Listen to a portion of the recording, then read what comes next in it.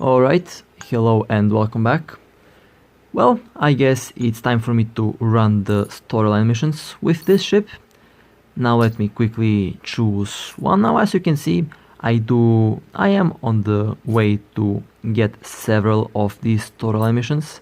And I know that I can buy them, but I do want to save my ISK for modules and for rigs and of course for other ships. So that means I will have to get the missions manually by doing missions. So this is the first one. It gives as a reward 15 million ISK, which is not bad. I can definitely use that extra 15 million ISK, especially after wasting around 50 or 60 million for rigs and for other equipment. And that is literally within only one day.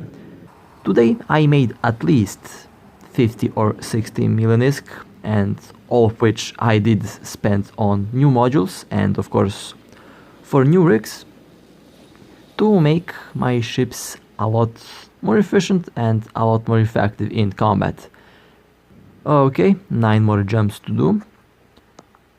Now I'm thinking for a idea for the next videos. I do want to roll the banana ship in PvP just to see how it will perform.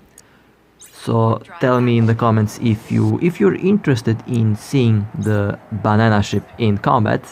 I think that would be kind of funny to roll the banana and to call it the deadly banana, since bananas cannot be deadly.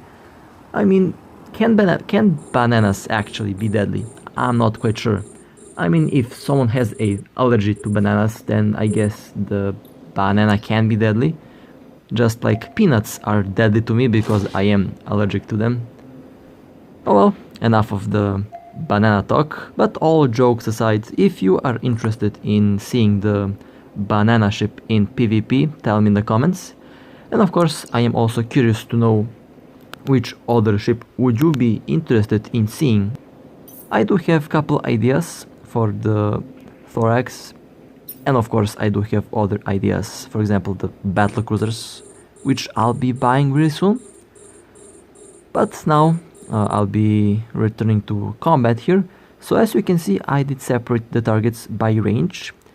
Now keep in mind, this mission is generally not that difficult. The only problem that you might encounter here are the waves of the masses of all these ships. You will have to shoot down a lot of enemy ships, which by itself isn't that bad. Keep in mind, a lot of ships mean a lot of ISK. A lot of ISK means a lot of profit. And of course, in this mission you are also going to have to fight couple elite ships. Some of them and most of them aren't that of a problem, but couple of them can be tricky.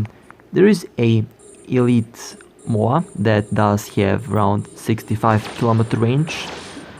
That's the only ship that you should keep in mind, and the only ship that you should keep at range, or should I say the only ship that you should focus to kill as soon as possible and as soon as it spawns.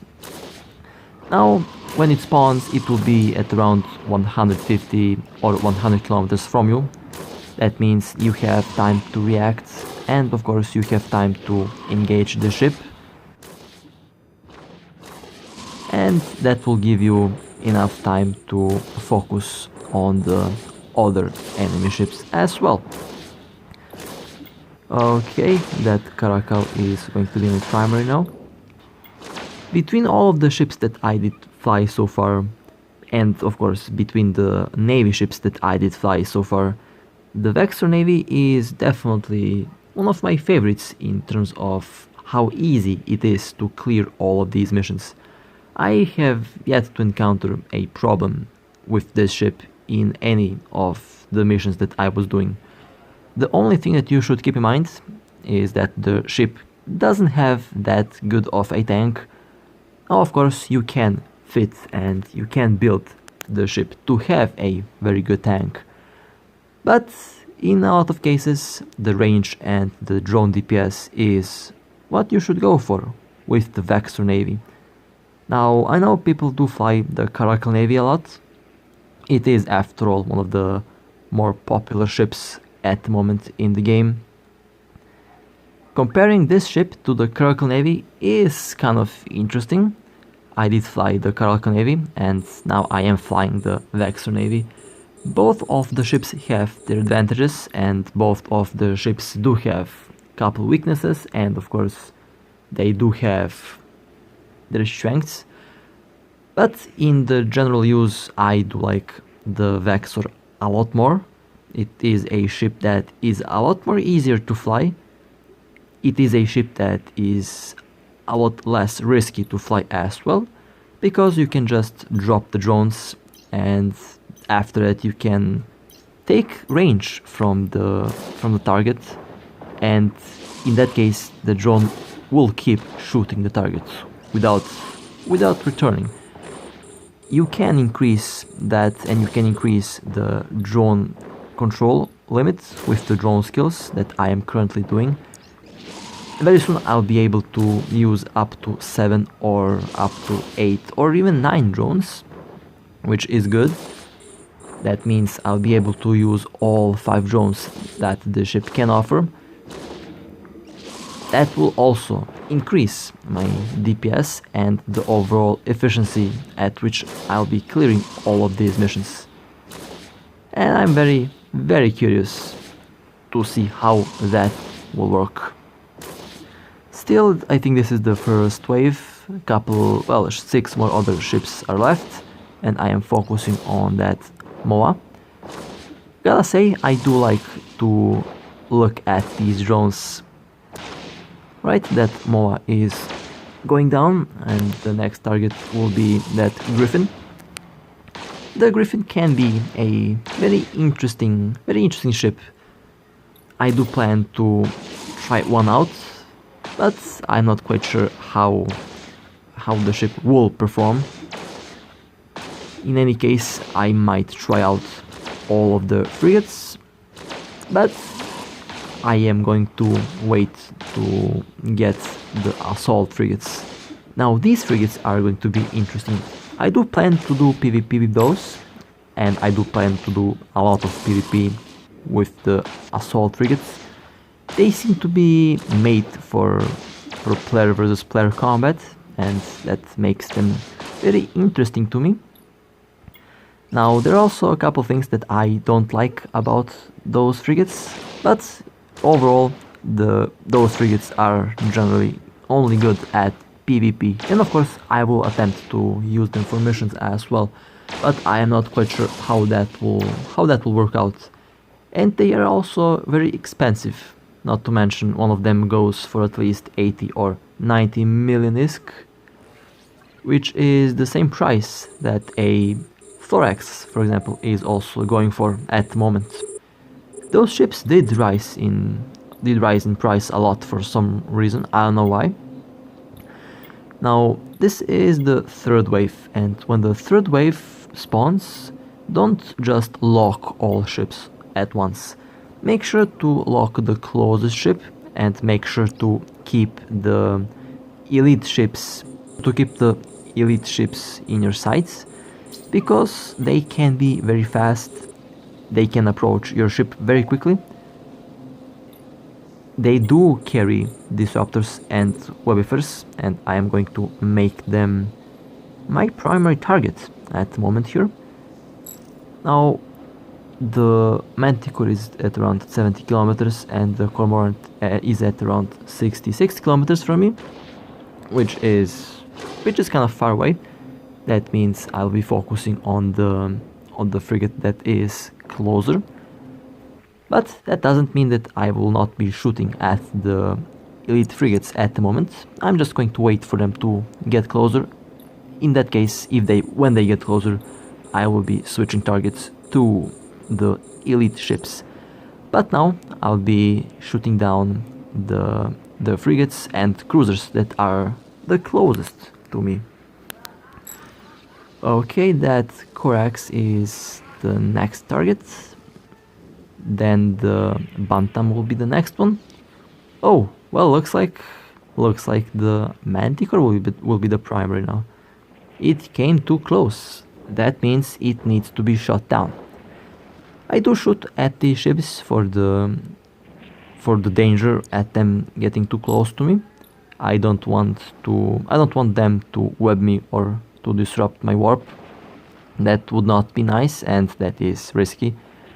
I do want to avoid all possible risks at losing my ship, especially after considering the fact that there are at least 19 other ships that are going to be shooting at me, and the ship that I am currently flying is not built to withstand a lot of damage.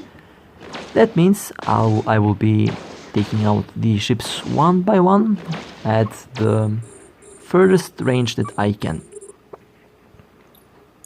Okay, let's focus on that. Now here I'm focusing the MOA and I'm focusing on a cormorant that came close. The MOA is above my drone control range, and that is fine. The drones are still going to be shooting at the MOA. Doesn't matter if the ship is within the drone control range or not. The drones are after that MOA and they will destroy that MOA in time. Soon one of my drone skills is going to be level 4. That will allow me to use 4 drones outside of the drone control range, which is perfect. I do need the 4th drone to be able to do that, and soon I will be reaching level 5 on my drone skills. That will allow me to use 5 drones. And in that case, I will be maximizing the performance of this ship's drone DPS. Can't wait for that to happen. It will be very interesting to see how it will perform in PvP and of course in PvE. Okay, that MOA is almost going down. Couple more hits.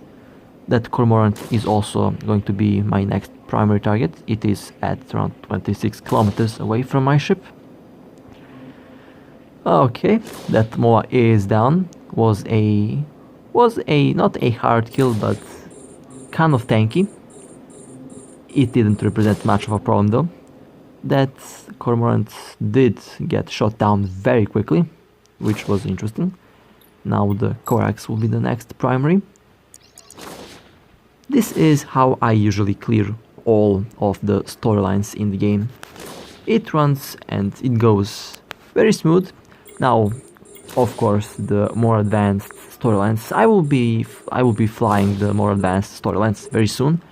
I will wait for my drone skills to be level up just a little bit more.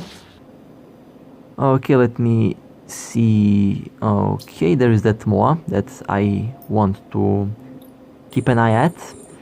Now, the tier 8, tier 7 and tier 10 storylines can be very difficult because they do have these cruisers and battle cruisers that can go at around 3 kilometers per second or 2.5 kilometers per second, which is indeed very fast. Besides that, they are equipped with Nosferatus neutralizers. They are also equipped with Webifers, and some of them are equipped with disruptors. That makes them a very high priority target, because I do not want such a ship even close to my ship. That means I will have to have very decent skills, and that means I will have to have a very fast ship. Now, speed isn't the problem. I can make the ship tanky, and of course I can make the drones have very high DPS. But those ships are still a problem, and I do want my skills leveled up before I go and fight that type of enemy ship, which of course is going to happen very soon. I am in the process of getting better skills. Okay, the next primary will be at Elite MOA. Okay, let's see what will happen. Oh, that one got shot down very quickly. Now the mod that I was talking about before that has very long range is still not, or is it this one? I think it actually is this mod. Let's see. I usually, yeah, I think it is that one because it is hitting my shield. I think that is the only ship that is capable at hitting me from that distance. That's why I am making that ship a primary target. Okay, that MOA is going down. Now I remember when I did this mission in a Talvar sniper, there were at least 2 of these MOAs that did have very long range. They were kind of a threat actually, for a Talvar that is. But for this ship they aren't that much of a threat. After all, this is a tier 6 cruiser. They are built for this type of combat. Now the elite frigate, it's time to take out that elite frigate. It came too close. Let's see, there's a lot more ships to be shot down.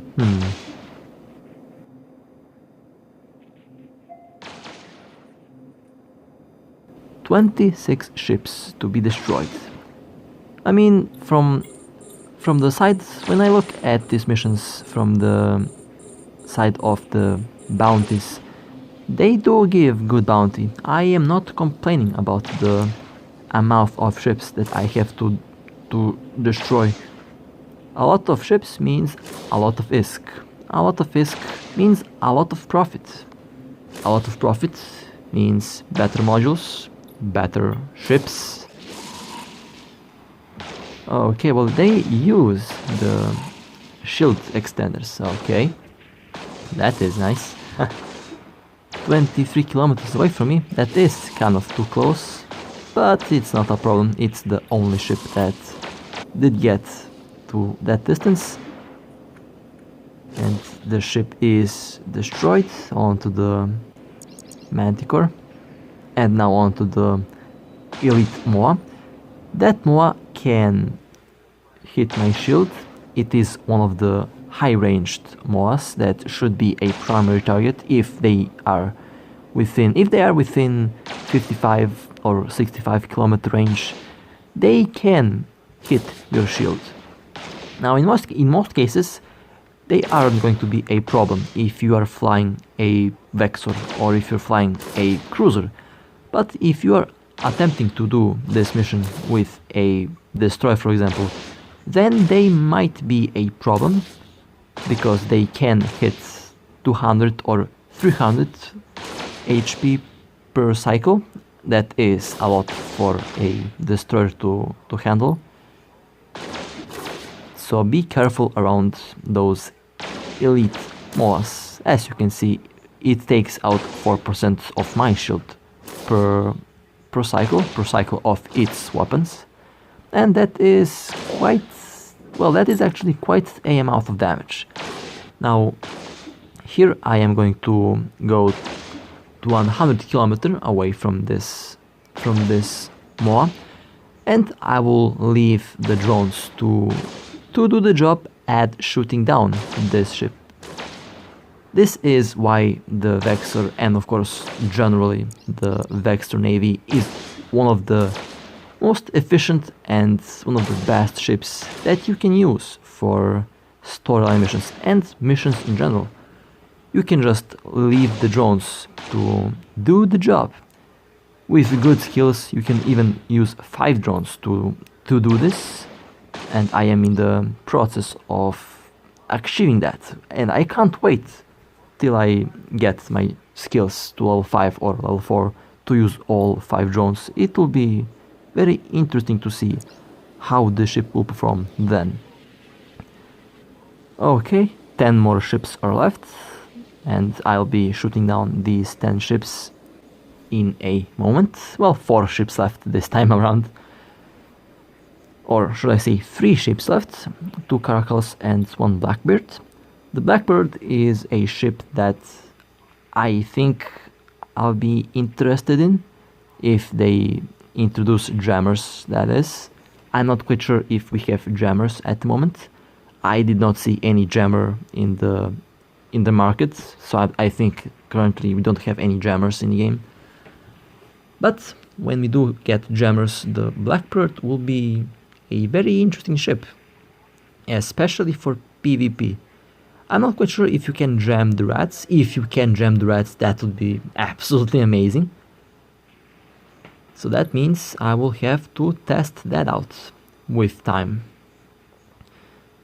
Okay, that Blackbird is slowly going down. I will be approaching the next target, which is the Caracal. After that, the other Caracal will be left, which will be the last cruiser standing on the field. Loot-wise, you will love this mission. This mission can give you very good loot that you can use or sell. It will give you around, I think, 20 or 30 million reward just in the value of the modules, which is nice. You can sell that. I actually managed to get around, I think, 50 million out of selling the first loot that I did get from this mission last time when I did play it with a Talvar. That was actually a very good profit run with selling the modules on top of the 15 million reward that you get from the mission, which is interesting.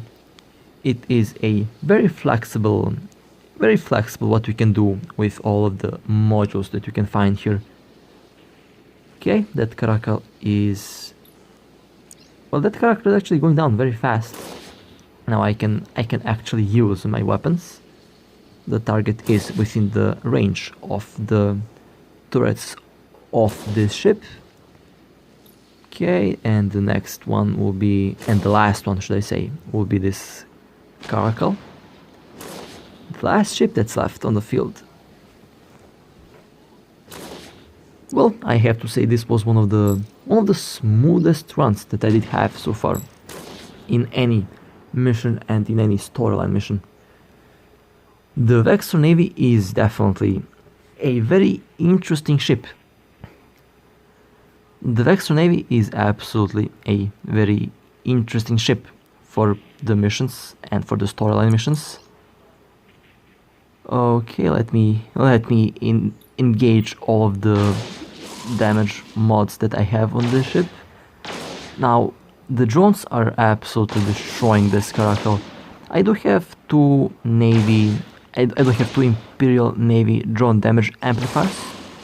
They are increasing the damage quite a bit.